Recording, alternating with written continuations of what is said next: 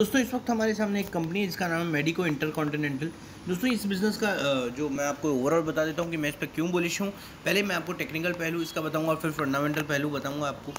दोस्तों देख सकते हैं मैंने आपके सामने दो लाइन बनाई है, एक रेक्टेंगल पैटर्न कहते हैं इसे। दोस्तों ये एक साफ कह रहा है कि जो है ये या तो ये रेक्टेंगल टूटेगा या तो ये जो है इसी के बीच जो है ये प्राइस जो है फ्लक्चुएट करेगा सपोर्ट और रेजिस्टेंस के बीच, और ये डाउनवर्ड ट्रेंड में है तो बहुत ज़्यादा चांसेस हैं कि रेक्टेंगल टूटे। अब और ये ज़्यादा चांसेस है कि इस साइड ज़्यादा टूट सकता है, राइट। और जितना मेरा मानना है कि अभी अगर मान लेते हैं कि रेक्टेंगल टूटता भी नहीं है और ये प्राइस जो है सपोर्ट और रेजिस्टेंस के बीच ही फ्लक्चुएट करता है, तो भी दोस्तों हमारे पास कितने रुपये का अपसाइड है, ये 64 है, राइट। तो मेरे ख्याल से दोस्तों अगर मैं देखूँ तो ये शायद 64, हाँ ये ऑलमोस्ट 62.8 64 के आसपास है। तो यहाँ से हमारे पास 20 रुपये का अपसाइड है। 20 रुपये का यानी दोस्तों 20 डिवाइडेड बाय 40 टू इन्वेस्ट किया, यानी आपके पास 45 से लेके 50% रिटर्न है इस लेवल से, राइट।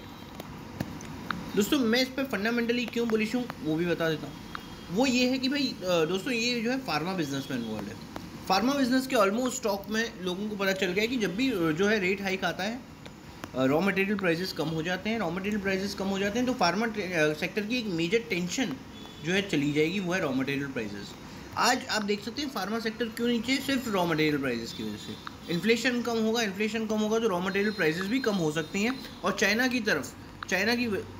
के साथ अगर संबंध थोड़े बहुत में मधुर रहे हमारे, तो रॉ मटेरियल सप्लाई में वो जो है थोड़ी बहुत जो है एक रिलीफ दे सकता है। और जब भी रेट हाइक की साइकिल आती है फार्मा सेक्टर चलता है।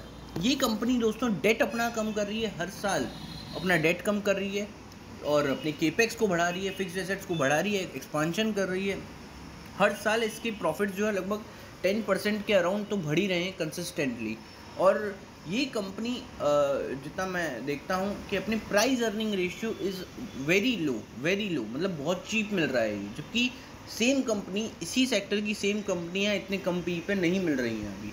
तो एक तो ये रॉ मटेरियल वाली प्रॉब्लम सॉल्व हो जाएगी तो इसके प्रॉफिट्स बढ़ सकते हैं, और टेक्निकली तो है ही अच्छा। दोस्तों इस पर मुझे लग रहा है इस पर आप जो है बाय बटन दबा सकते हैं, लेकिन ध्यान से दबाइएगा क्योंकि ये कंपनी बहुत ही छोटी मार्केट कैप वाली है, तो लिक्विडिटी कम है इसमें, और लिक्विडिटी कम है तो कहीं आप ही इसको बढ़ा ना दो। मानता हूँ 1-2 रुपये आप ज़्यादा क्वांटिटी ले रहे हैं, 1-2 रुपये की बात अलग है, क्योंकि हमारा अपसाइड जब आप 20 रुपये का आपको लाभ मिलने वाला है तो 2 रुपये इधर उधर आप एक्स्ट्रा दे सकते हैं, पर इतना भी एग्रेसिवली मत लीजिएगा इसको कि आप ही इसमें सर्किट लगवा दें। ऑलराइट, तो इसमें ध्यान से लीजिए दोस्तों, मेडिको इंटरकॉन्टिनेंटल।